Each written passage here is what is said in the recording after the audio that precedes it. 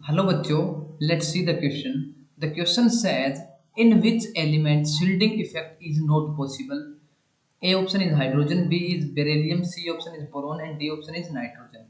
तो बच्चों हमें बताना है कि किस एलिमेंट के अंदर शील्डिंग इफेक्ट पॉसिबल नहीं है। सबसे पहले बच्चों यहाँ पे बात करेंगे की कंसेप्ट की, जो कि आपका यहाँ पे यूज हो रहा है बच्चों शील्डिंग इफेक्ट।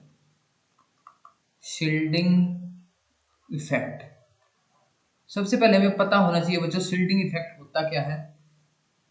तो शील्डिंग इफेक्ट क्या होता है बच्चों, सपोज कीजिए ये हमारे पास क्या है, न्यूक्लियस है। इस तरह से हमारे पास क्या है, सेल प्रेजेंट होती है जिसके अंदर क्या है, इलेक्ट्रॉन प्रेजेंट होते हैं। ठीक है बच्चों, ये क्या है, इलेक्ट्रॉन है। यहाँ पे इलेक्ट्रॉन प्रेजेंट होंगे, यहाँ पे इलेक्ट्रॉन होंगे। तो इस जो हमारे पास जो आउटर मोस्ट सेल है उसको हम क्या बोलते हैं बच्चों, वैलेंस सेल। वैलेंस सेल, और इसके अंदर जो इलेक्ट्रॉन प्रेजेंट होते हैं उसको बोलते हैं हम वैलेंस सेल इलेक्ट्रॉन। ठीक है बच्चों, और जो अंदर प्रेजेंट होती है जो सेल उसको बोलते हैं हम इनर सेल। इनर सेल, और इसके अंदर जो इलेक्ट्रॉन प्रेजेंट होते हैं उसको हम बोलते हैं इनर सेल इलेक्ट्रॉन।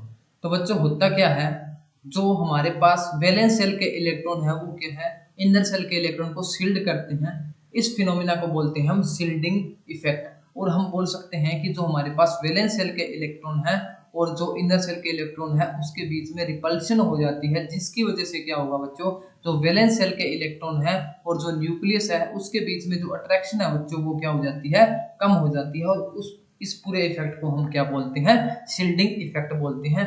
यहाँ से हमें एक बात पता चली कि जो शील्डिंग इफेक्ट होता है बच्चों वो हमारे पास इनर सेल इलेक्ट्रॉन और वैलेंस सेल के इलेक्ट्रॉन के बीच में होता है। यानी कि शील्डिंग इफेक्ट के लिए हमारे पास इनर सेल के इलेक्ट्रॉन होना जरूरी है और वैलेंस सेल के अंदर इलेक्ट्रॉन होना जरूरी है, तभी हमारे पास शील्डिंग इफेक्ट है वो होता है। अब वन बाय वन एलिमेंट के अंदर चेक करते हैं।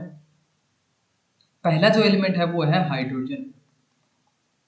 अगर मैं हाइड्रोजन की बात करूं तो इसकी कॉन्फ़िगरेशन होती है 1s1, यानी कि इसके अंदर एक इलेक्ट्रॉन प्रेजेंट है। इसके अंदर ना ही कोई मतलब इनर सेल प्रेजेंट है, जो भी इलेक्ट्रॉन प्रेजेंट है वो वैलेंस सेल के अंदर है, आउटर मोस्ट सेल के अंदर एक ही इलेक्ट्रॉन है। तो इसके पास शील्ड करने के लिए इलेक्ट्रॉन ही प्रेजेंट नहीं है जो कि इनर सेल और वैलेंस सेल को रिपेल कर पाए। तो इसके अंदर जो हमारा शील्डिंग इफेक्ट है बच्चों वो पॉसिबल नहीं हो पाएगा। ठीक है, पॉसिबल नोट। अब बात करते हैं बेरिलियम के केस में। तो बेरिलियम की जो कॉन्फ़िगरेशन होती है बच्चों वो होती है 1s2 2s2।